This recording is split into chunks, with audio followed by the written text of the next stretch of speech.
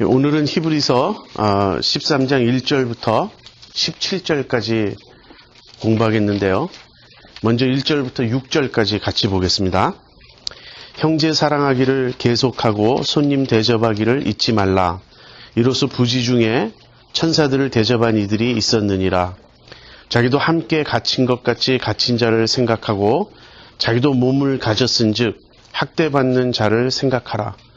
모든 사람은 혼인을 귀히 여기고 침소를 더럽히지 않게 하라. 음행하는 자들과 간음하는 자들을 하나님이 심판하시리라. 돈을 사랑치 말고 있는 바를 족한 줄로 알라.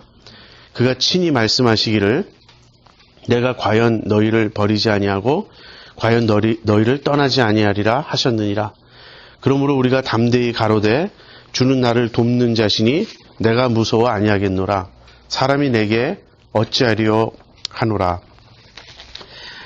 사실 히브리서는 12장까지면 그 내용이 다 끝났다고 볼 수 있어요. 우리가 앞에서 살펴본 그 가장 핵심적인 내용은 예수 그리스도가 구약 전체보다 우월하신 분이라는 거예요. 이걸 또 다른 말로 바꾸어 얘기하면 예수님이야말로 구약의 완성이라는 그런 메시지입니다. 구약을 완성하시는 분이 예수님이에요. 그래서 그거에 대한 긴 강론을 1장부터 10장 18절까지 했고요. 또 그 강론에 뒤이어서 권면을 10장 19절부터 이렇게 12장 말까지 믿음에 대한 이야기를 쭉 해왔습니다. 이제 13장은 또 뒤에 가보면 믿음에 대한 권면이 조금 나오지만 믿음보다는 실천에 관련된, 삶에 관련된 그런 권면을 주고 있어요. 그래서 이렇게 히브리서의 어떤 의미에서 이제 우리가 바울의 서신을 보면 바울의 서신은 대체로 막 크게 둘로 나뉘죠. 앞에 교리가 있고 뒤에 윤리 또는 실천이 있고. 근데 히브리서도 그 구조인 거예요. 다만 그것이 굉장히 길게 1장부터 12장이 교리에 해당한다면 이제 이 13장이 윤리, 실천에 해당된다고 이렇게 말할 수 있는 것이죠. 그래서 이렇게 보는 사람들이 있습니다. 여러분이 그 히브리서 10장 19절부터 25절을 지금 기억하시는지 모르겠는데 믿음, 소망, 사랑에 대한 권면이었어요. 그런데 그 히브리서 10장 19절에서 25절의 믿음, 소망, 사랑의 권면을 11, 12, 13장에서 저자가 확대해서 설명하고 있다. 이렇게 보는 사람들이 있습니다. 근데 굉장히 그럴듯해요. 왜 그러냐면 11장은 믿음인 거 여러분 뭐 누구나 다 알겠죠? 거기다가 12장은 징계에 대해서 말하고 있습니다. 그러면서 우리가 잃은 곳, 그것은 이 땅의 그 신의 산이 아니고 하늘의 예루살렘이다. 그래서 하늘을 바라보게 하는, 또 징계를 인내로 견디고 소망을 품게 하는 그런 내용이에요. 그리고 13장의 이 윤리적 권면은 형제 사랑으로 시작합니다. 그래서 믿음, 소망, 사랑이 이 11, 12, 13장의 이제 제목처럼 이렇게 붙이는 사람들이 있는데 조금 인위적인 느낌이 있습니다. 저는 그거보다는 12장까지 이제 히브리서의 주요 메시지를 마치고 나서 이제 그러면 어떻게 살 것인가. 지금까지는 믿음에 대해서 이야기해 왔는데 이제는 그 믿음의 열매인 삶의 이야기를 하고요. 그 다음에 그 권면이 13장에 나오는 권면이 그런 삶의 권면이 있는가 하면 다시 신앙적 권면이 한 번 더 나와요. 근데 이 신앙적 권면은 다시 한번 그 믿음의 그 믿음을 붙잡으라는, 믿음으로 붙잡으라는 그 권면을 하기 위해서 다시 한번 강조하는 것이라고 그렇게 볼 수 있겠습니다. 자, 이런 내용들을 염두에 두고 1절부터 6절까지 삶의 권면 또는 윤리적 권면을 생각해 보겠습니다. 이 부분에는 권면이 세 가지예요. 첫째는 형제 사랑에 대한 것으로요. 1절부터 3절까지고 그 다음에 성적인 순결 또는 부부 사이의 정절 그런 것이 4절에 나오고요. 그 다음에는 탐심을 버리고 자족할 줄 알라 하는 그 권면이 5절, 6절에 나옵니다. 각각 살펴보죠. 형제 사랑하기를 계속하고 이렇게 시작하고 있어요. 여기 계속하라는 말이 참 중요합니다. 무슨 말이죠? 지금까지 형제 사랑을 히브리서 독자들은 해왔던 거예요. 그런데 그것을 계속하라 이렇게 지금 권면하고 있습니다. 아마 이런 뜻인 것 같아요. 여러분 10장에 가보면 히브리서의 그 독자들이 전날에 큰 환난을 믿음으로 견딘 것을 저자가 이렇게 상기시키면서 인정합니다. 근데 그때 어떤 일들을 했냐면 그때 이 히브리서의 독자들은요, 자기의 산업이 빼앗기고 위협을 당하고 이런 가운데서도 갇힌 자를 돌아봤어요. 갇힌 자를 돌아보았다는 말은 신앙 때문에 끌려가고 투옥된 지체들을 자기도 함께 그 갇힌 자처럼 이렇게 돌봤다는 거예요. 사실 그러기가 쉽지 않죠. 믿음에 대한 핍박이 일어날 때 일부 사람들이 이렇게 끌려가면 우리는 꽁꽁 숨고 싶습니다. 나는 믿음을 버리지는 않을지언정 내가 믿는다는 걸 자꾸 드러내고 싶지는 않은 거예요. 그런데 히브리서의 독자들은 다음에 내 차례가 된다 할지라도 내가 이 옥에 끌려간 지체들을 돌보기 위해서 들락날락하고 내 정체를 다 드러냈을 때 그 핍박이 나에게까지 닥쳐온다 할지라도 그것을 각오하고 도왔다는 거예요. 그렇게 형제 사랑을 뜨겁게 했던 그런 교회입니다. 그런데 주님에 대한 믿음이 흔들리고 있어요. 그래서 구약으로 되돌아가려고 하고 있어요. 이 주님에 대한 믿음이 흔들리면 교회의 연합이 흔들릴 수밖에 없죠. 그래서 과거에 찐했던 그 형제 사랑이 지금 요동할 수 있다는 거예요. 너희들이 믿음 안에 굳게 서라. 그리고 믿음 안에 굳게 서려면 너희들이 서로 사랑하고 형제가 서로 돌보는 이 일을 지속해라. 이런 뜻입니다. 그래서 형제 사랑하기를 계속하고 그렇게 말하고요. 거기 3절에 지금 제가 설명한 내용이 또 있어요. 자기도 함께 갇힌 것 같이 갇힌 자를 생각하고 자기도 몸을 가졌은즉 학대받는 자를 생각하라. 예, 그런 맥락에서 지금 이어지고 있는 것입니다. 근데 2절에는 손님을 대접하라는 말이 나와요. 물론 이제 낯선 나그네들을 이제 다 돌보라는 뜻도 있겠지만 지금 1절부터 3절은 이 갇힌 자나 학대받는 자나 이런 사람들도 그렇고 손님도 그렇고 다 지체들이라는 컨텍스트로 우리가 이해하는 것이 좋습니다. 그러니까 이웃사랑을 실천하라 이 말도 되지만 그보다 앞서서 지체들끼리 서로 돌보고 사랑하라는 서로 사랑에 초점이 더 있다는 거예요. 무슨 이야기죠? 이 당시는요. 공공 숙박시설이라는 곳이 오늘날과 다릅니다. 많지도 않거니와 굉장히 위험했어요. 그러니까 타 지역에 있는 그리스도인이 이제 이 지역으로 여행을 왔다든지 할 때 여기 뭐 아는 사람이 있어서 그 사람 집에 머물면 좋겠지만 그렇지 못할 때 여관이라든지 이런 공공 숙박시설을 찾아가게 되면 두 가지 위험이 있습니다. 첫 번째는 바로 거기가 성적 타락의 장소인 거예요. 뭐 미국에서의 호텔은 그런 의미가 좀 없지만 그냥 한국의 러브 호텔 정도로 생각하시면 됩니다.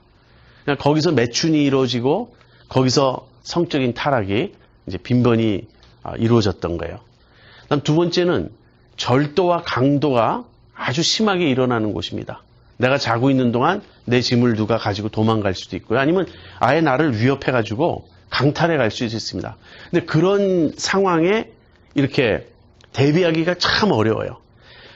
믿기 전에 그 악에는 악으로 갚고 뭐 성적 타락도 개의치 않고 그냥 싸울 테면 싸우고 그런 스타일의 삶을 살 때와 다른 거예요. 이제 그리스도인들은 순결해야 되고 비둘기처럼 온유해야 됩니다. 그런 그리스도인들이 이렇게 로마의 그 사회와 문화에서 여행을 한다든지 낯선 곳을 갈 때 보호처가 필요한 거예요. 그래서 교인들끼리 서로 용납해 주라는 거예요. 서로 받아주라는 겁니다. 여기서 교인들이라도 서로 모르죠. 타 지역에서 오니까. 여러분 그 로마서 16장에 보면 바울이 내가 갱그레아 교회의 여집사 베베를 천거한다 이 말을 해요. 갱그레아라고 하는 항구 도시는 고린도에서 이렇게 붙어 있어요. 고린도 바로 옆 도시예요. 그래서 바울이 고린도에서 로마에 보내는 편지를 썼는데 그게 로마서예요. 그 편지를 베베라는 여자 집사님께 부탁을 한 거예요. 가지고 가라고. 그런데 로마 교회는 바울도 본 적이 없습니다. 물론 로마 교회 교인 중에는 바울을 아는 사람이 꽤 많았지만 교회 전체는 바울이 한 번도 방문해 본 적이 없어요. 그런 낯선 교회에 바울도 낯설지만 베베라는 사람은 아무도 아는 사람 없이 처음 가는 거예요. 그럴 때 여러분이 베베를 성도에게 합당한 예절로 맞이해 주십시오. 이 부탁을 해요. 바로 그거예요. 그래서 성도를 이렇게 맞아서 자기 집에 유하게 하면서 사랑으로 대접할 때 얼마나 이게 안전하고 형제 사랑을 바르게 실천하는 좋은 길입니까?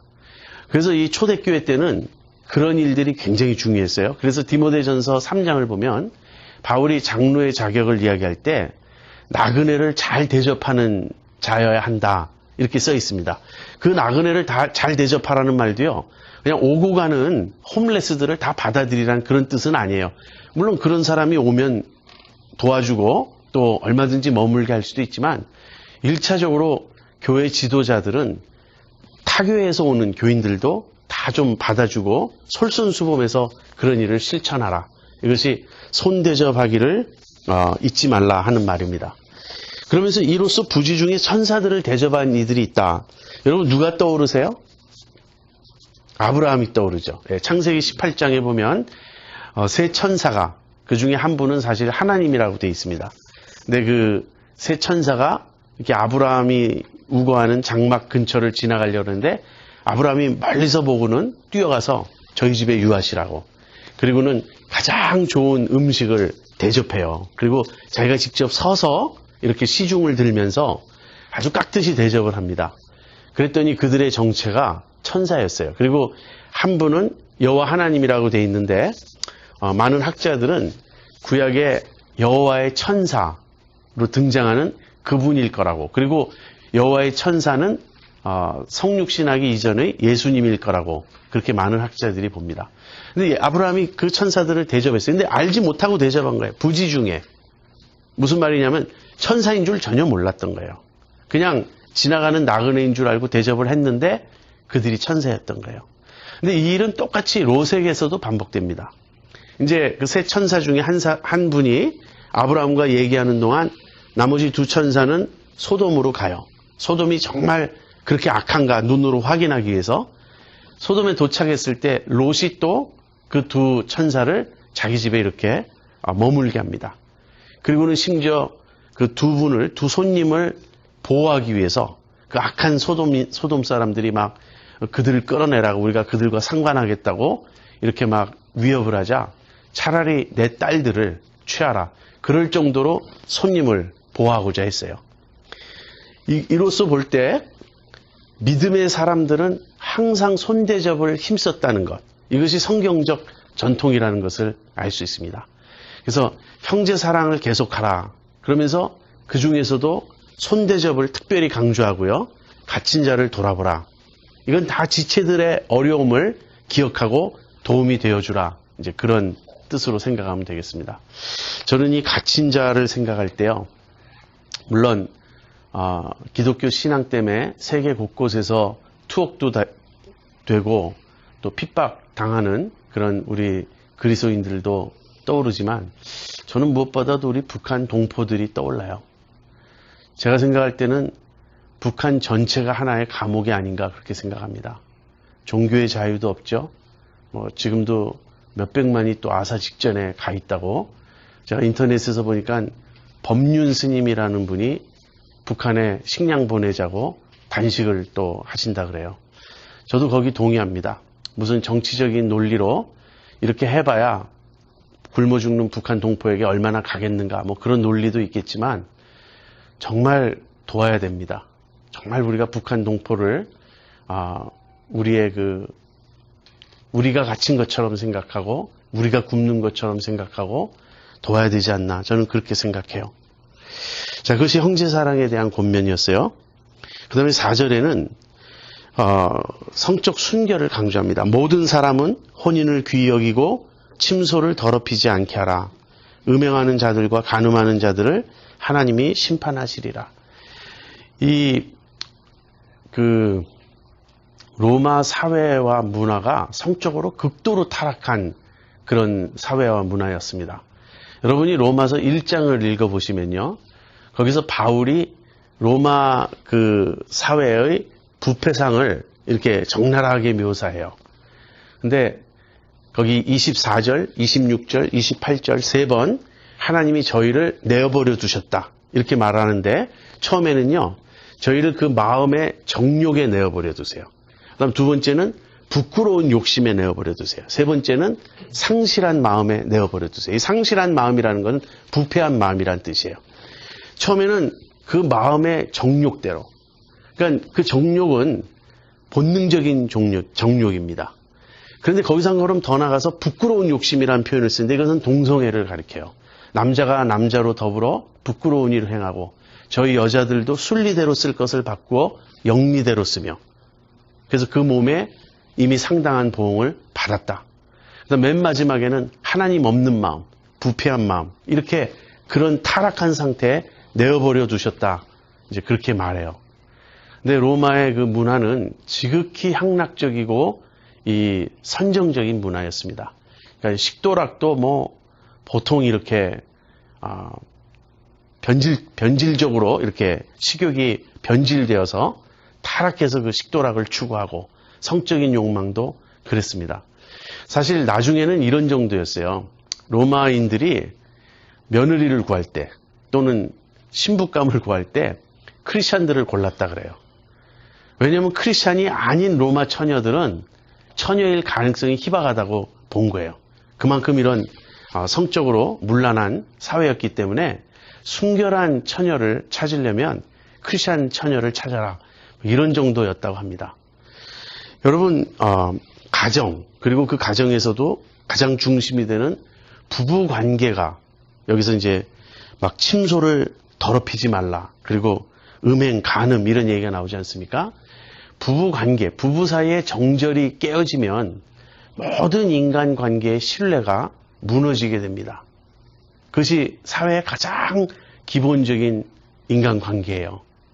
여기 음행과 간음이라는 표현이 있는데요. 음행은 일반적인 단어입니다. 그러니까 모든 종류의 성적 타락이에요. 그리고 간음은 특별히 배우자가 있는데 다른 사람하고 이렇게 성적인 타락을 하는 것. 그것이 이제 간음입니다. 그리스도인들은 무엇보다도 거룩해야 되고요. 이 성경적인 거룩함은 아주 폭넓은 개념이에요. 모든 죄와 악으로부터 온전히 구별되는 것. 세상으로부터 구별되는 것. 그렇지만 그 전체적인 거룩함의 첫걸음은 역시 성적 순결입니다. 근데 재미있는 건요. 이 형제 사랑과 거룩함에 대해서 데살로니가 전서 4장에 가보면 바울이 똑같이 권면해요. 그런데 그 데살로니가 교회에 대해서도 형제 사랑에 대해서는 내가 쓸 것이 없다. 너희가 이미 실천하고 있으니까. 그러니까 히브리서의 독자들도 지금까지 형제 사랑을 해왔는데 계속하라. 그 다음에 이제 거룩하라고 말하면서 이제 순결하라고 바울이 말하는데 여기서도 지금 같은 이야기를 합니다. 그래서 윤리적인 권면 첫 번째는 사랑이고요. 두 번째는 거룩함. 특별히 그 순결이에요. 자, 그 다음에 세 번째는 근데 저는 참 여기서 한 가지 좀 얘기하고 싶은 거는 저는 로마보다 현대사회가 더 타락했다고 생각해요. 왜냐면 요즘에는 그 영상적인 그러니까 미디어의 그 발달로 인해서 성의 상품화가 완전히 대중화되고 이루어지지 않았습니까? 그래서 정말 우리가 크리스찬들이 순결을 지키기가 예를 들어서 간음으로까지는 안 가겠지만 그냥 이 성적인 순결을 지키기가 굉장히 어려운 시대에 우리가 살고 있는 것이 사실입니다. 그래서 우리가 이러한 권면을 좀 주의 깊게 들어야 되겠습니다. 다음 세 번째는 5절 6절에 탐심에 대한 거예요. 성경은 탐심을 우상숭배라고 말합니다. 탐심이 뭐죠? 탐심을 여러 가지로 설명할 수 있지만 쉽게 얘기하면 돈을 사랑하는 거예요. 그러니까 돈을 사랑치 말라는 거예요. 돈을 사랑치 말고 있는 바를 족한 줄로 알라. 바울도 돈을 사랑함이 일만하게 뿌리다. 많은 그 뜻있는 지도자들이 한국 교회가 만문주의에 빠졌다. 또 미국 교회도 사실 마찬가지입니다. 미국 교회가 한국 교회보다 특별히 낫다고 저는 생각하지 않아요. 그래도 미국 교회는 기복주의를 굉장히 경계하는 그런 교회들도 많이 있는데 한국 교회는 좀 섞여 있어요. 한국 교회는 전체적으로 지나치게 기복주의에 빠져 있습니다. 제가 서점에 가서 책 제목을 보고 놀란 게 있어요. 부자가 되는 것은 하나님의 뜻입니다. 하나님 뜻 아니에요. 하나님의 뜻이라면 우리 다 부자 만들어 주셨겠죠. 그렇지 않아요. 그런 그릇된 제목. 그리고 얼마나 우리가 돈을 사랑합니까? 성경의 가르침, 너무나 분명한 가르침을 완전히 뒤집었어요, 우리가. 돈을 사랑하고 나의 이 돈에 대한 사랑을 만족시켜 주십시오가 현대 기독교가 됐어요. 성경은 그렇게 말하잖아요. 이건 우상숭배라고. 탐심은. 그래서 탐심이 우상숭배고 돈을 사랑함이 일만하게 뿌리라면 그 반대, 탐심의 반대는 무엇인가? 그건 자족하라는 거예요. 있는 바를 족한 줄로 여기라. 지금 현재 내가 가지고 있는 것으로 만족하고 자족하라는 것입니다. 이런 반문을 할 수 있죠. 그럼 어느 정도 가져야 자족의 그 기준에 합할 수 있습니까? 성경은 우리의 필요까지 무시하지 않습니다. 정말 찢어지게 가난한데 그래도 만족하라. 그러지 않아요. 하나님 우리의 필요를 채워주세요. 그래서 여기 먹을 것과 입을 것이 있은즉 족한 줄로 여기라는 디모데전서 6장에 말씀이 있는 것입니다. 먹을 것과 입을 것, 즉 우리에게 꼭 필요한 것은 하나님 주신다는 거예요. 마태복음 6장에 보면 예수님이 산상수훈에서 너희가 하나님과 재물을 겸하여 섬길 수 없다. 하늘에 보물을 쌓아두라. 이 말씀하시죠. 그때 예로 드시는 것이 뭐죠? 무엇을 먹을까? 무엇을 마실까? 무엇을 입을까? 염려하지 말라. 근데 사실은 우리는 오늘의 양식, 오늘 내게 필요한 양식 또는 나의 어떤 기본적인 그 필요의 차원에서 만족하지 못합니다. 그것이 있어도 그걸로 만족하지 못하고요. 자꾸 더 잘 살아야 된다고 생각해요. 그래서 우리가 배워야 될 기도는 아굴의 기도입니다. 여러분 잠언 30장의 아굴의 기도 아시죠? 그것이 참 경건한 사람의 기도인 거예요. 나로 부하게도 마시고 가난하게도 마옵소서. 가난하면 어떻게 되냐면 하나님이 없다 부인할 수 있어요. 너무 가난하면 범죄할 수 있지 않습니까? 우리 아이가 아파요. 병원에 데려갔는데 받아주지 않아요. 입원하려면 돈을 어느 정도 내야 됩니다. 그러니까 이 돈을 마련하기 위해서 내가 할 수 없이 강도짓이라도 해야 되겠다. 이렇게 되지는 말게 해달라는 거예요. 하나님 내 필요를 채워주세요. 그러나 너무 부하면 교만해서 하나님 필요 없게 돼요. 그러니까 가난하게도 마옵시고 부하게도 마옵소서. 이것이 우리 자족하는 사람의 모습인 거예요. 그런데 제가 이렇게 이야기하면 이런 반문을 하는 분이 있습니다. 목사님 그러면 염려하지 말고 일하지도 말고 가만히 있으면 됩니까? 근데 예수님이 염려하지 말라고 말씀하셨지 일하지 말라고 말씀하시지 않았습니다. 데살로니가 전서 후반부에 가보면 열심히 일하는 거예요. 자기 손으로 일해서 먹고 살라는 거예요. 일하지 않는 자는 먹지도 말라 그랬습니다. 그러면 일할 때 내가 돈을 좀 더 많이 벌기 위해서 노력하는 것이 필요합니까? 이렇게 물으면요. 왜 그렇게 하려느냐를 따져야 된다는 거예요. 많이 벌어도 좋습니다. 그거는 나에게 그것이 하나님이 맡기신 일이라고 생각한다면 열심히 버세요. 그 열심히 벌어서 내 생활 수준이 조금 더 올라갈 수 있다고 생각해요. 그러나 그 일을 하나님의 나라와 그의 의를 위해서 하느냐가 중요한 거예요. 어떤 사람은 돈 버는 은사가 있습니다. 똑같은 사업을 해도요. 굉장히 잘하는 분이 있어요. 그러면 하나님께서 나에게 돈 벌 수 있는 재능을 주셨으니 이 재능 가지고 내가 주님의 일을 해야 되겠다. 돈을 많이 벌면 그 많은 돈을 주님을 위해서 쓰는 그런 삶을 살아야 하는 것입니다. 자기 자신의 생활 자체는 그냥 필요가 채워지면 만족하고 감사할 수 있어야 돼요. 지금 한국은 좌파냐 우파냐 이런 논쟁이 심하죠. 저는 이데올로기적인 측면에서 좌파냐 우파냐는 잘 모르겠어요. 그런데 이렇게 말합니다. 사상 좌파, 사상 우파, 생활 좌파, 생활 우파가 있다고. 사상적으로 이데올로기적으로 좌파냐 우파냐도 있지만 실제 생활하는 삶의 모습에서 좌파냐 우파냐도 있다는 거예요. 저는 생활의 측면에서는 그리스도인들은 검소하게 살아야 된다고 생각합니다. 지금 한국 교회가 공격당하는 가장 큰 이유는 부유한 교회들이에요. 교회들이 너무 부유해서 온갖 기득권을 다 누리고 있다. 이것이 지금 사회에 비춰진 교회 모습입니다. 교회에 돈이 많은 것은 잘못이 아니에요. 정당하게 벌어서 하나님 일에 쓰라고 성도들이 헌금하는 게 왜 잘못입니까? 문제는 그 돈을 어떻게 쓰느냐가 중요한 거예요. 그 돈으로 화려한 교회당을 짓고 목회자들이 럭셔리어스한 삶을 살고 무슨 교회에서 미팅을 해도 최고급 호텔 같은 볼룸 같은 데서 모임을 하고 언제부터 그렇게 됐습니까? 누군가 그랬어요. 미국 교회가 타락하기 시작한 것은 목사들이 캐딜락 타면서부터였다. 뭐 얼마나 많은 목사님들이 캐딜락 탔는지 모르겠지만 일부라도 마찬가지입니다. 그래서 돈을 열심히 벌지 말란 뜻이 아니에요. 열심히 일하고 돈을 벌 수 있는 대로 버세요. 그렇지만 항상 그 전에 꼭 더 중요한 것이 있다는 거 생각해 보세요. 어떤 분은 주 7일 그냥 어떤 사업의 그 성격상 주 7일 오픈할 수밖에 없는 사업이 있습니다. 또 주일날 일할 수밖에 없는 직업이 있어요. 뭐 소방대원이라든지 특별히 뭐 의료업에 종사하는 사람들은 이머전시가 있으니까. 그렇지만 문을 닫아도 되는데 더 벌기 위해서 주일날도 일해야 된다고 생각한다든지 아무튼 사업을 자꾸 이렇게 확장해 가는데 그럼으로써 큐티도 못해요. 교회 모임도 나올 수 없어요. 성도의 교제도 불가능해. 성도의 교제는 고사하고 가족끼리 얼굴 보기도 힘듭니다. 그럴 때 제가 묻고 싶은 질문이 이거예요. 돈을 사랑해서 하느냐는 거예요. 아니면 하나님을 사랑해서 하느냐는 거예요. 우리 그리스도인들은 경제관이 혁명적으로 바뀌어야 됩니다.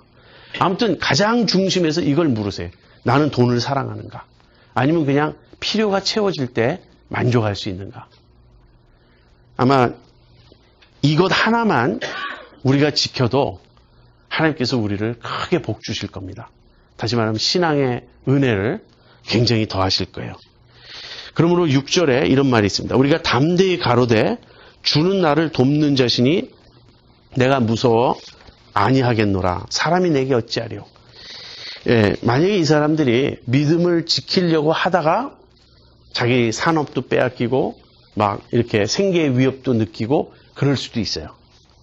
그럴 때는 주님이 내가 과연 너희를 버리지 아니하고 과연 너희를 떠나지 않겠다 하신 약속을 기억하라는 거예요. 그래야 우리가 뭐 생활 좌파로 뭐 검소하게 이렇게 살아가려고 한다 그럴 때 다 두려움이 있습니다. 그럼 나는 어떻게 되는가? 그런데 주님께서 우리를 망하는 길로 인도하시는 분이 아니세요. 주님 우리를 지켜주세요.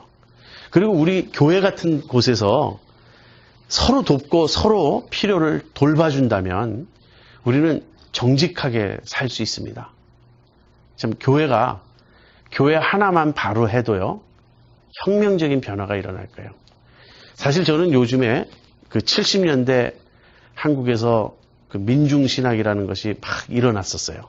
그리고 80년대까지 막 이어졌는데 그때 제가 굉장히 충격을 받고 그쪽 책들을 이제 쭉 읽으면서 고민을 많이 했습니다. 그런데 해방신학이니 민중신학이니 하는 것은 근본적으로 그 밑바닥에 마르크스주의가 깔려 있어요. 도저히 제가 제 신앙 양심상 받아들일 수 없었습니다. 그래서 거기에 대해서 이건 기독교적이지 않다라고 저는 생각을 했지만 이건 복음적이지 않다라고 생각했지만 왜 남미에서 해방신학이 일어났느냐 하는 거예요. 또 한국의 도시산업선교회 같은 그런 것이 왜 생겨났는가. 아무튼 영국의 그 산업혁명이 일어나고 나서 평균 일하는 시간이 18시간이었어요. 하루에 18시간을 일하고 5살, 6살부터 일했습니다. 여러분 주일학교의 출발이 뭔지 아세요? 썬데이 스쿨이라는 건요. 성경 공부하는 게 아니었어요. 아이들이 학교를 못 가고 일주일 내내 일하니까 6일 동안 일하니까 썬데이에 교회 오면 영어하고 산수 가르쳐 주는 거예요. 그러니까 썬데이에 학교를 했던 겁니다. 학교 못 다니는 공장 다니는 불쌍한 아이들을 위해서. 그게 썬데이 스쿨의 출발이었어요. 자, 그렇게 막 열악한 환경 속에서 얼마나 이 자본가들이 착취자였습니까? 그런 데서 다 이런 공산주의도 나오게 되고 해방신학도 나오게 되는 것 아니에요? 근데 저처럼 생각하면 굉장히 순진한 생각이라고 공격받는 걸 제가 잘 알고 있지만 만약에 그 공장의 주인이, 그 사업의 주인이 돈을 버는 것이 목적이 아니고 이것을 선교 사역으로 사업을 하면서 종업원들에게 인간다운 대우를 해주고 그렇게 했다면 어떻게 되었을까? 지금 북한도요, 제가 북한에 대해서 분노하는 한 가지 이유는요, 김정일까지도 같이 굶으면 그 체제에 내가 동의하지 않아도 분노는 덜 하겠어요. 그렇지 않아요. 한쪽의 극히 일부는 너무나 호의호식하고 말도 되지 않는 그 백성의 고열을 짜서 살지 않습니까? 만약에 우리가 같이 고난을 겪을 마음만 있다면 그렇지 않습니까? 기독교인들이 사업을 하던 무엇을 하던 그것을 하나님의 영광, 하나님의 나라, 하나님의 뜻을 위해서 하면서 그것이 내가 부자 되는 길이라고 생각하지 않고 그렇게 사업한다면 그런 사업가들, 기독교 사업가들이 여기저기 나타난다면 과연 사회의 변화는 불가능할까? 많은 전문가들은 불가능하다고 말해요. 저같이 생각하는 사람은 몰라도 뭘 모르고 한참 모른다 그래요. 제가 생각할 때 그런 사람들이 나타나서 사회가 근본적으로 변화되느냐 안 되느냐는 것은 전 잘 모르겠어요. 그건 두 번째 문제라고 치고 문제는 왜 그런 사람들이 거의 나타나지 않느냐 하는 거예요. 왜 기독교인들도 사업을 할 땐 똑같아지죠? 왜 우리도 그렇게 세금을 속이고 광고를 해도 허위 광고, 과대 광고를 하고 그러죠? 왜 그렇게 엄청난 그 부를 축적해야 되죠? 그러면서 항상 하는 말이 11조 냈더니 복 주셨다는 거예요, 하나님이. 이런 게 기독교가 아닙니다.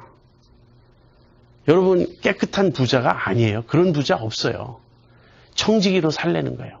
내가 가진 전 재산이, 전 소유가 나의 목숨, 내 건강까지도 하나님 맡기신 겁니다. 예수님을 주님으로 인정하고 고백하고 조차 사는 것이 그거 하나도 바꿀 수 없습니까? 복음이 우리 속에 있는 물질에 대한 욕심 하나 버리게 못합니까? 바늘귀를 통과하게 못해요. 만약에 복음이, 그럼 구원 없는 거예요. 이건 우리가 분명하게 생각해야 됩니다. 그러면 부자가 하나님 나라에 들어가는 게 낙타가 바늘귀를 통과하는 것보다도 더 어렵다고. 그러니까 제자들이 이렇게 묻죠. 그러면 누가 구원을 얻을 수 있겠냐고. 예수님이 이렇게 말씀하십니다. 사람으로서는 할 수 없으되 하나님으로서는 하실 수 있다. 그 말은 무슨 말이죠? 그들이 욕심을 안 버려도, 부자가 욕심을 안 버려도, 참고로 얘기하면요, 저는 부자만 욕심 있다고 절대 생각하지 않아요. 모든 사람이 일부를 제외하고는 다 물질에 욕심이 너무 많습니다. 아무튼 이 욕심꾸러기들이 욕심을 버리지 않아도 은혜로 하나님 나라에 들어오게 해주겠다가 예수님 뜻입니까? 그게 아니고요. 인간의 이 탐심을 버리게 하는 일은 불가능하지만 인간의 힘으로는 하나님은 성령의 역사로 말미암아 탐심을 버릴 수 있게 해주신다는 거예요. 그게 정말 바늘귀를 통과해야만 하나님 나라에 들어갈 수 있다는 사실을 우리가 아주 분명히 봐야 됩니다. 그 예가 있죠. 누구죠? 삭개오입니다. 삭개오가 예수님 만나고 나서 바늘귀를 통과해요. 삭개오 같은 욕심꾸러기 부자가 내가 네 것을 토색하면 4배나 갚겠고 내 재산의 절반을 팔아 가난한 자들에게 나눠주겠다고. 그것이 복음의 능력이에요. 아무튼 우리가 이걸 생각해야 되겠습니다. 돈을 사랑치 말라. 그런데 교회들에서 계속 선포되는 말씀은요. 여러분 돈을 사랑하시죠. 하나님 믿어보세요. 여러분이 원하는 만큼 하나님이 채워주실 겁니다. 만약에 이렇게 복이 오해되고 있고 이것이 복음인 양 외쳐지고 있다면 우리는 우상을 섬기는 것이지 하나님을 섬기는 것이 아닙니다. 자, 세 가지. 형제사랑, 성적 순결, 그 다음엔 탐심에 대한 경고, 자족할 줄 알라. 그 세 가지를 얘기했고요. 그 다음엔 이제 7절부터 17절까지는 신앙적 권면입니다.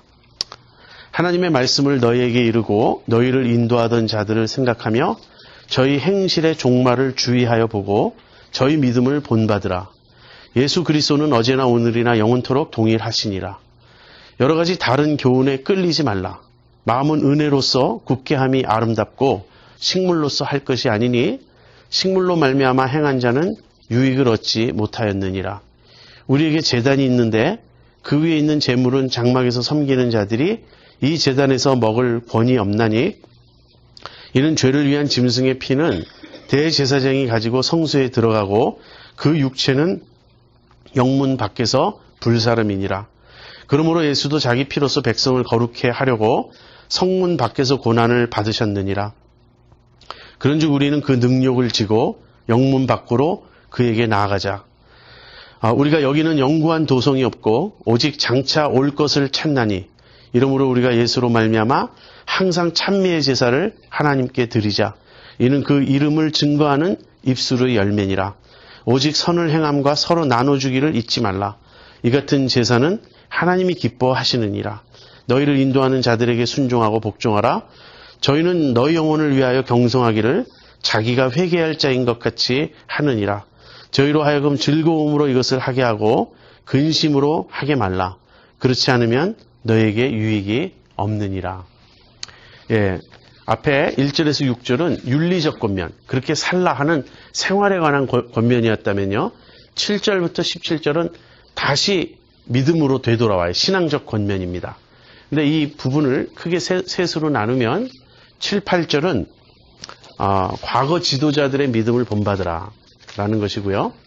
그 다음 9절부터 16절은 예수님을 쫓아 영문 밖으로 나아가라. 이 말이 무슨 뜻인지는 좀 이따 설명하겠습니다. 그리고 17절은 현재 지도자들에게 순종하라. 사실 지도자에 대한 언급이 7절과 17절에 두 번 나와요. 근데 7절은 과거고요. 이미 앞서간 사람들. 그리고 17절은 지금 현재의 지도자들입니다. 그 7절, 8절은요. 이제 독자들이 이제 형제를 사랑하라든지 이렇게 갇힌 자들을 돌아보라. 또 이 있는 바를 족한 줄로 여기라. 그러면서 주님께서 보호해 주실 것이다. 이런 이야기를 들을 때 자기들이 지금 앞으로 지금까지도 핍박을 많이 받았지만 앞으로는 순교까지 해야 될 만큼 더 뜨거운 불시험이 올 터인데 불안해지겠죠. 그래서 이제 믿음의 선배들에 대한 얘기를 다시 하는 거예요. 과거 너희들을 인도하던 자들을 생각해보라. 그들이 어떻게 가르쳤고 그들이 신앙을 어떻게 지켰고 그들의 종말이 어떠했는지를 기억해보라는 거예요. 이미 11장에서 말했죠. 히브리서 11장의 뒷부분에 가보면 또는 어떤 이들은 더 좋은, 더 나은 부활을 얻고자 하여 악형을 구차히 면하지 않았다. 그러면서 온갖 고난과 핍박을 당하죠. 그렇지만 하나님이 그들의 하나님이 되어주셨어요. 그래서 그들은 더 좋은 부활, 무슨 얘기죠? 구원입니다. 구원에 이르게 되었다는 거예요. 그래서 신앙의 선배들을 기억하라. 과거 지도자들을 기억하라. 그러면서 예수 그리스도는 어제나 오늘이나 영원토록 동일하시다. 이 말씀합니다.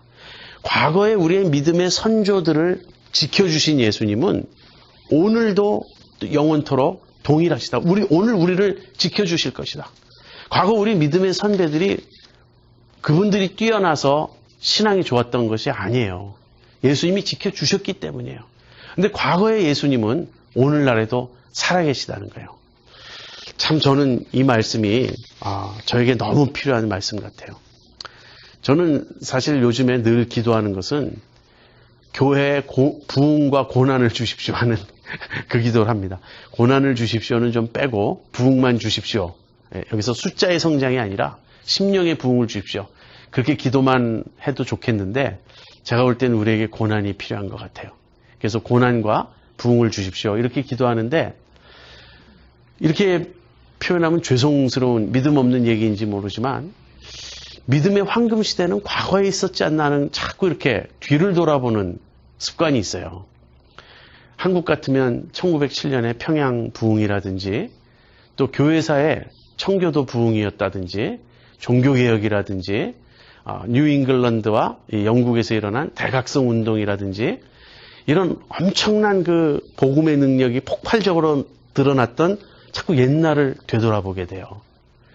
요즘은 프로그램, 어떤 인간의 어떤 그런 어떤 계획과 이벤트적인 그런 걸 통해서 집회를 크게 하고 뭔가 행사는 뻐근하게 하지만 심령의 부흥은 거의 없는 메마른 지금 시대, 회심이 별로 일어나지 않는 이런 시대가 아닌가. 그래서 마치 예수님은 과거에만 사셨고 요즘은 아닌 것 아닌가 하는 그런 믿음 없는 생각을 제가 가끔 합니다. 근데 제 동생이 저한테 그 중국의 교회에 대한 DVD를 주었어요. 근데 제가 중국 그 크리스찬들의 그 신앙생활을 이렇게 쭉 찍은 그 DVD를 보았더니 오늘날에도 그렇게 강한 성령의 역사, 복음의 역사가 있어요. 근데 핍박받는 곳에서 있습니다. 여러분, 하늘에 속한 사람이란 책, 읽어보셨나요? 윈 형제. 그 책에도 보면 사도행전이 지금도 반복되고 있는 거 알 수 있습니다. 그래서 예수님은 어제나 오늘이나 영원토록 동일하세요. 그래서 예수님 이야기를 한 다음에 다시 이제 예수님에 대해서 한 번 더 교리적인 설명을 합니다. 제가 히브리서의 저자가 예수님을 이제 구약의 제도나 인물이나 구약적인 어떤 그런 것과 비교할 때 여러 가지를 예로 든다 그랬죠. 성막을 예로 들기도 하고 제사를 예로 들기도 하고. 근데 여기서도 마찬가지예요. 여기서는 지금 또다시 속죄 일에 이루어진 어떤 그 일을 묘사하면서 예수님의 사역을 설명합니다. 9절에 이런 말이 나와요. 여러 가지 다른 교훈에 끌리지 말라. 마음은 은혜로서 굳게 함이 아름답고 식물로서 할 것이 아니니 식물로 말미암아 행한 자는 유익을 얻지 못하였느니라. 갑자기 왜 이런 이야기를 하냐면 예수님을 말하고 나서 예수님을 바로 믿고 예수님만 붙잡아야 되는데 지금 시중에 너무나 이상한 가르침, 교훈, 다른 교훈들이 횡행하고 있다는 거예요. 그 중에 하나는 뭐냐면 또다시 무엇을 먹어도 된다, 안 된다는 음식 규례를 들고 나오는 거예요. 그래서 그런 교훈에 끌리지 말라고.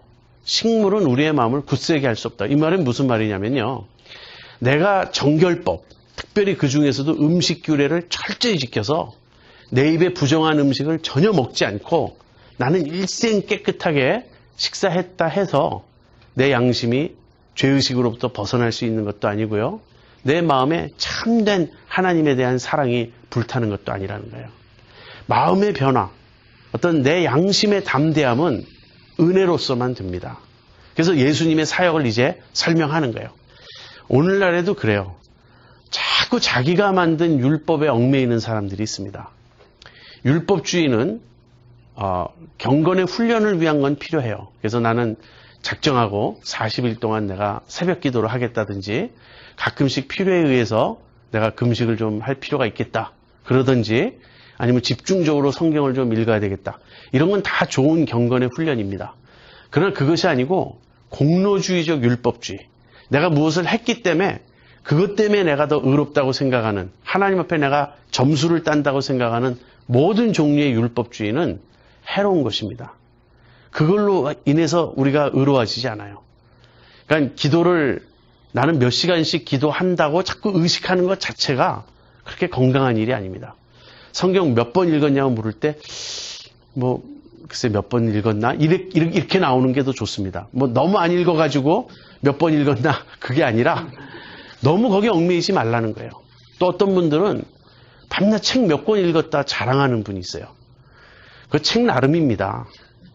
어거스틴의 고백록 같은 책 한번 읽어보세요. 한 달 내내 그 책 붙잡고 있어도 다 읽기 어려워요.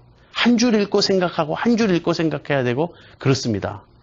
그런데 일주일에 한 권씩 읽는다. 한 달에 10권씩 읽는다. 이런 거 다 쓸데없는 자랑이에요. 한마디로 얘기하면 전혀 영적이지 않다고요. 그런 거는. 착함으로 영적인 걸 알아야 된다고요. 그래서 이제 예수님 이야기를 합니다. 근데 예수님 이야기를 이번에는 속죄일의 그 제도. 여러분 구약에 보면 7월 10일 그들의 그 달력으로 7월 10일이 속죄일이었어요. 근데 그 속죄일은 어떻게 하냐면요. 대제사장이 먼저 자기를 위해서 송아지를 제물로 바칩니다. 그래서 그 송아지를 그 피를 가지고 그 지성소 안에 들어가서 뿌리고 나오고 그 송아지를 이제 영문 밖으로 끌고 가서 불태워요. 그 다음에는 염소 2마리를 갖다가 한 마리는 죽여서 또 그 피를 가지고 백성들을 위해서 그 지성소 안으로 들어가고요. 가서 거기 속죄소 위에 뿌리고 그 다음에 또 그 죽은 그 시체는 영문 밖에 가서 불사르고요. 그 진 밖에 가서 불사르고 또 다른 수염소 1마리는 안수해서 광야로 내보내죠. 그것이 소위 말하는 속죄 염소입니다. 스케이프고트라고 아사셀한테 이렇게 광야로 보내죠. 그런데 문제는 뭐냐면요.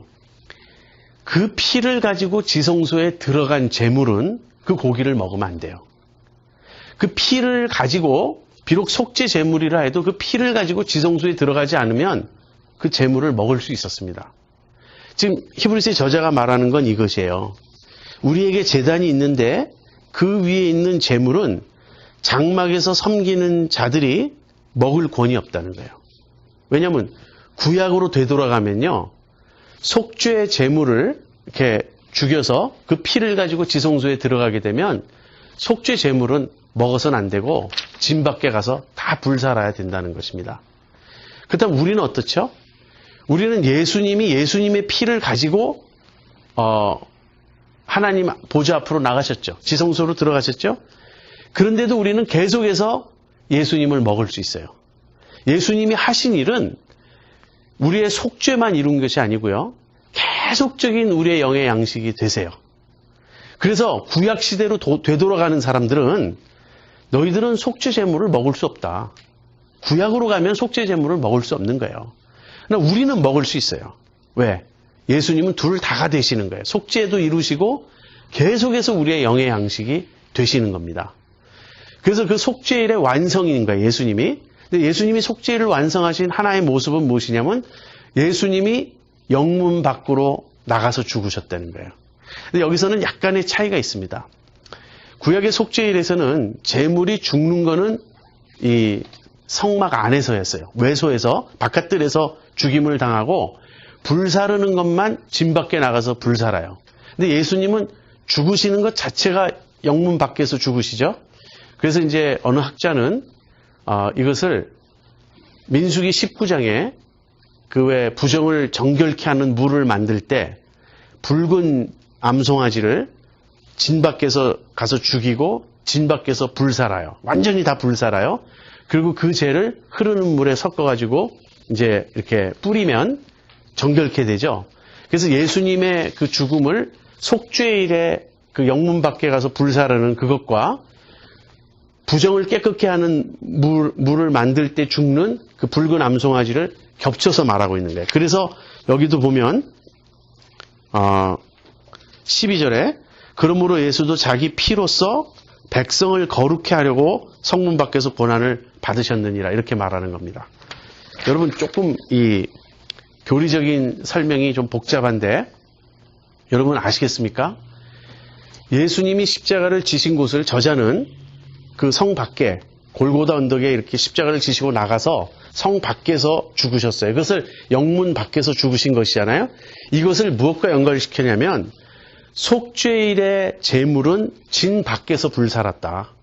그리고 백성을 정결케 하는 부정을 깨끗게 하는 물을 만드는 붉은 암송아지는 진 밖에서 보통은 성막 안에서 바깥들에서 죽이는데 그것이 아니라 성막 밖에 진 밖에 가서 죽이고 불살은 그것과 연결시키고 있는 거예요. 그래서 이제 예수님이 영문 밖에서 죽으셨기 때문에 구약의 그 속죄일을 완성하신 겁니다. 예수님이 속죄 제물이에요. 그렇지만 구약을 따르는 너희들은 이 제단에서 먹을 수 없다는 거예요. 예수님의 은혜를 받고 싶으냐? 그러면 구약에 머물러서는 안 되고 신약으로 와야 된다는 거예요. 그럼 신약에 온 우리들은 어떻게 해야 됩니까? 그 예수님의 속죄의 은혜를 입고 예수님을 계속해서 우리가 영의 양식으로 먹으려면 어떻게 해야 되죠? 그래서 영문 밖으로 나아가라는 거예요. 우리도 예수님 계신 영문 밖으로 나가야 된다. 근데 영문 밖으로 나아간다는 표현은 두 가지 의미가 있습니다. 첫 번째는요. 구세주이신 예수님에게로 가는 거예요. 그 속죄의 은혜를 입기 위해서 구세주이신 예수님을 만나기 위해서 영문 밖에 십자가로 가는 것입니다. 또 하나의 의미는요. 여기 보면은 그런즉 우리는 그 능력을 지고 영문 밖으로 나아가자. 그 말이 있어요. 무슨 말입니까? 예수님이 속죄의 그 사역을 위해서 십자가를 지셨듯이 능력을 당하셨듯이 우리도 영문 밖으로 나아가려면 내 십자가를 지고 예수님과 함께 고난에 동참하는 길을 가야 한다는 거예요. 이것이 영문 밖으로 나아가자의 두 가지 의미입니다. 이 두 가지는 히브리서 전체를 요약하고 있어요. 히브리서 앞부분 1장 1절에서 10장 18절까지는 믿음의 대상이신 그리스도라 그랬죠. 그래서 그 믿음의 대상이신 그리스도는 우리를 위하여 완전한 제사를 드리신 분이에요. 그래서 그 앞부분에 초점을 맞추면 영문 밖으로 나아가는 것이 믿음의 대상이신 그리스도를 만나기 위해서입니다. 그런데 뒷부분 믿음의 주요 온전케 하시는 이 예수를 바라보자. 그러면서 예수님의 십자가를 본받아서 우리도 인내하자. 그럴 때는 영문 밖으로 나아가는 것이 제자의 길을 가자 하는 것입니다. 이 두 가지를 합쳐서 설명해요. 다시 바꿔 말하면 무슨 이야기입니까? 지금 자꾸 음식규례 뭐 이런 거를 들먹이는 구약을 좇는 사람들은 예수님의 속죄 사역을 먹을 수 없다는 거예요. 그 은혜를 입을 수 없다는 거예요. 예수님은 영문 밖으로 나가셨으므로 그러므로 우리는 이제 영문 밖으로 나아가 예수님을 만나야 한다는 것입니다. 이것 역시 앞부분에서 이야기한 것을 다시 한번 반복한 거예요. 그렇다면 영문 밖으로 나아가는 사람들이 살아야 될 삶의 모습은 무엇인가? 그걸 두 가지로 말해요. 하나는 찬미의 제사예요. 우리의 입술로 하나님을 찬양하자. 우리가 예수님의 그 속죄의 은혜를 입었으니 당연히 구원받은 자는 감사 찬송을 해야 되겠죠? 이것이 찬미의 제사예요. 히브리서의 저자는 이렇게 말하는 겁니다. 더 이상 자꾸 피 흘리는 옛 제사로 돌아갈 필요가 없어요. 우리도 이제 제사를 드리긴 드려야 됩니다. 근데 우리가 드려야 될 제사는 찬미의 제사예요. 그럼 두 번째는요, 선행의 제사입니다.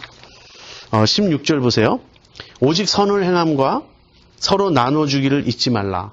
이 같은 제사는 하나님이 기뻐하시느니라.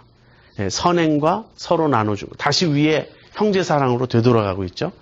그래서 예수님을 믿는 자들은 영문 밖으로 나가신 주님을 본받아 고난의 길을 믿음으로 가려고 해야 됩니다. 지금 핍박을 앞둔 히브리서의 독자들은 영문 밖으로 나가기가 싫은 거예요. 영문 밖은 버림받은 장소입니다. 영문 밖은 쫓겨나는 장소예요. 소외의 장소예요. 요즘 그 한국에서 기독교 교회가 계속 공격받는데 물론 우리의 어떤 그 부정적인 모습 때문에 공격받는 거 있습니다. 그러나 저는 그렇게 생각합니다. 교회의 본래의 자리는요, 비난당하고 공격받고 오해받는 자리예요. 그런데 지금 같은 이유로는 아니에요. 우리가 오히려 너무나 잘못해서 비난받고 공격받는 게 아니라 오히려 우리의 거룩한 삶으로 세상이 우리의 모습에 의해 정죄를 받기 때문에 우리를 보고 미워하고 우리를 공격하고 비난할 수 있습니다. 우리는 그걸 기꺼이 감수해야 된다는 거예요. 교회는 절대 세상의 시대적 사조에 휩쓸려서는 안 됩니다. 제가 자유주의 신학에 대해서 분노하는 이유는요. 항상 신학의 역사는 그래요. 일반 학문, 일반 철학에서 무언가 유행하면 금방 신학자들이 그걸 받아들여가지고 그럽니다. 실존주의 철학이 유행하면 그 뒤를 이어서 실존주의 신학이 나오고 과정 철학이라는 것이 나오면 그 뒤를 이어서 과정 신학이 나오고 항상 하나님의 말씀에 근거해서 믿지 않고 시대적인 조류에 그냥 쫓아가려고 하는 여러분 첨단 신학이 있습니까? 첨단 과학은 있어요. 저는 첨단 신학은 없다고 생각합니다. 첨단 목회가 있습니까? 어떻게 하면 이 세상의 어떤 그 방법론을 받아들여서 교회도 마케팅을 잘하고 교회도 어떤 이런 반짝반짝이는 그런 걸 잘하면 포장을 잘하면 더 믿을 텐데 TV를 보면 정말 그런 모습이 있어요. 제가 이름 붙인 건데요. 전자영성, Electronic Spirituality. 뭐가 영적인가? 네온사인 반짝이듯이 불빛이 번쩍이듯이 스팟라이트과 조명과 모든 음향과 일렉트로니컬리 그냥 막 이렇게 하면 그게 영적인 것입니까? 아니에요. 기독교의 본자리는요, 영문 밖으로 나아가는 거예요. 십자가를 지고 주님 계신 곳으로 나아가야 합니다. 히브리서 독자들은 나가기가 싫었어요. 기독교가 주류 사회 바깥에 있는 줄 몰랐어요. 왜냐하면 유대교는 안에 있게 해줬으니까. 근데 예수님을 믿는 그 순간부터 유대교와 구분되는 기독교는 영문 밖의 종교예요. 그래서 영문 밖에 나가야 됩니다. 우리도 예수님이 지신 능력을 지고 십자가를 지고 영문 밖으로 나가야 됩니다. 그리고 그곳에서 찬미의 제사와 선행의 제사를 드려야 합니다. 이제 마지막으로 17절, 너희를 인도하는 자들에게 순종하고 복종하라. 현재 지도자들에게 순종하라는 거예요. 그러면서 두 가지를 말합니다. 지도자가 해야 할 일, 그 다음에 우리가 해야 할 일, 따르는 자들이 해야 할 일. 지도자는요, 우리의 영혼을 위하여 마치 자기가 회개할 자인 것처럼 경성한다. 무슨 말이죠? 우리들이 다 나중에 주님 앞에 회개할, 계산할 시간이 와요. 우리에게 주신 탤런트와 모든 걸 가지고 너는 세상에서 어떻게 살았냐? 너의 믿음은 어떠냐? 이거를 하나님 앞에 우리가 따져야 될 시간이 오는데, 지도자들은 마치 자기가 그 일을 당할 것처럼 그렇게 우리를 돌보아야 한다는 거예요. 그 사람들. 사실 저는 이 말을 들으면 너무 뜨끔해가지고 제가 잘 못 그러니까. 그런데 생각해보면 이 말이 맞습니다. 아이들이 잘못하면 부모가 다 책임지죠. 아이들의 잘못은 아이들의 책임이라고 말하는 부모 보셨습니까? 아직 마이너인데. 우리 집 조그만 애가 장난이 심해서요, 남의 집 유리창을 깼다든지 남의 집 화단을 망가뜨렸다든지, 그 집에서 화가 나서 따지러 왔더니 그건 내 책임 아니에요. 걔한테 변상을 요구하세요. 그러는 부모 보셨습니까? 자식의 잘못은 부모의 잘못이에요. 그러니까 지도자들은 그런 마음으로, 만약 이런 마음이 없다면 사꾼 목자라는 거죠. 사꾼 목자가 아니고 진정한 목자라면 양들 하나하나를 자기가 생명을 바꾸겠다는 태도로 돌봐야 한다는 거예요.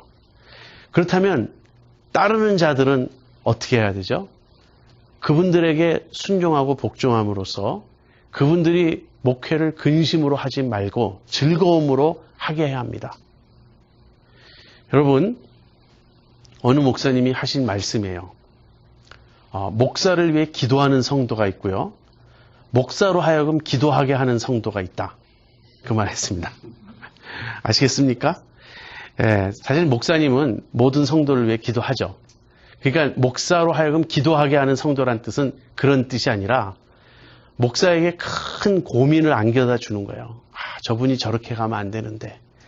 그래가지고 그분이 바른 신앙에 서도록 하기 위해서 목사가 막 그냥 안타까워하게 만드는 그런 사람이 있는가 하면 목사님을 위해서 간절히 기도하는 그런 성도가 있습니다. 목회자가 고민하고 근심하면서 하면요, 정말 유익이 없어요. 왜 그런지 아세요?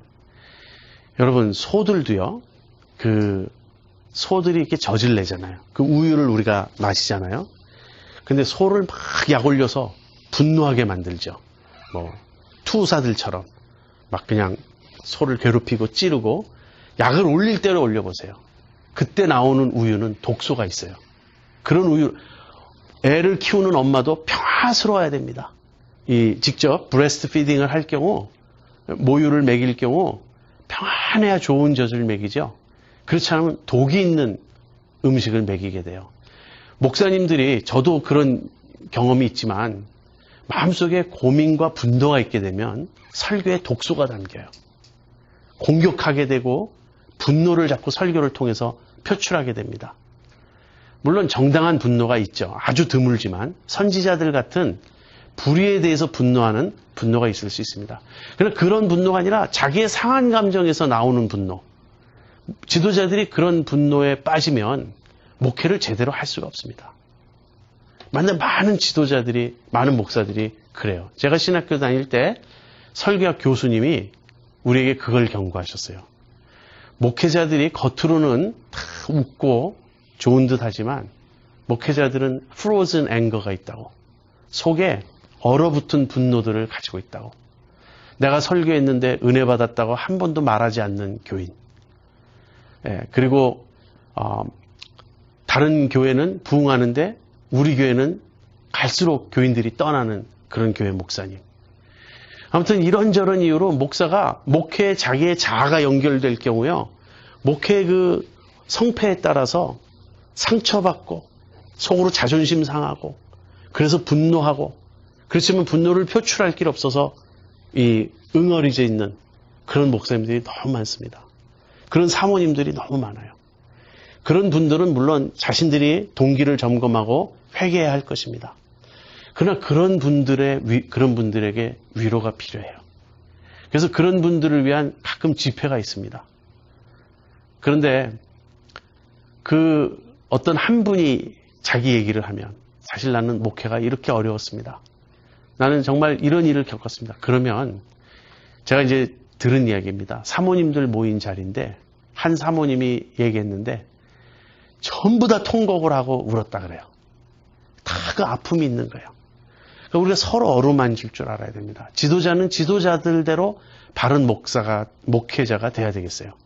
그런가 하면 우리는 정말 목자들을 따르고 그들을 위해 기도하고 그들이 목회를 즐거움으로 할 수 있도록 그렇게 해야 됩니다. 사방에 위기가 있어요. 정말 사방에 위기가 있어요. 어떤 위기인가? 교인들이 목회자에 대한 불만이 참 많아요. 그거는 목회자의 책임도 있어요. 저도 인정합니다. 그러나 제가 참 무거운 마음으로 이 말씀을 드리는데 정말 교인들을 다 만족시킬 수 있는 목회자는 정말 드물어요. 그러니까 이용규 선교사님의 이런 글이 있어요. 교회에서 자꾸 은혜가 안 되고 시험에 드는 이유는 무엇인가? 그것도 역시 내려놓지 않아서 그렇다는 거예요. 내려놓아야 된다고. 아무튼 이것은 민감한 문제이긴 하죠. 저는 또 목사 입장에서 말하기가 쉬우니까. 그렇지만 아무튼 우리가 귀담아 들어야 될 아주 중요한 말씀입니다. 왜냐? 결론적으로 이야기하면요. 우리에게 유익이 없기 때문에 그래요. 우리에게. 목사님이 기쁨과 감사와 의욕이 충만하도록 우리가 격려하고 돕고 그래야 됩니다. 저는 여러분이 제 강의나 설교에 매 순간 아멘 아멘 안 하셔도 돼요. 왜냐하면 제 스타일이 그거 없이 가는 스타일이니까. 그러나 지난번에 우리 교회 오신 김선주 목사님 말씀대로 좀 이렇게 화답하는 거, 예? 고개라도 좀 끄덕이고 이렇게 마음으로 함께 할 때 힘이 나는 거예요. 전혀 반응 없는 싸늘한 청중을 향해서 목사들이 외칠 때 얼마나 힘든지 아십니까? 자, 여러분에게는 전 감사하는 마음입니다. 기도하겠습니다.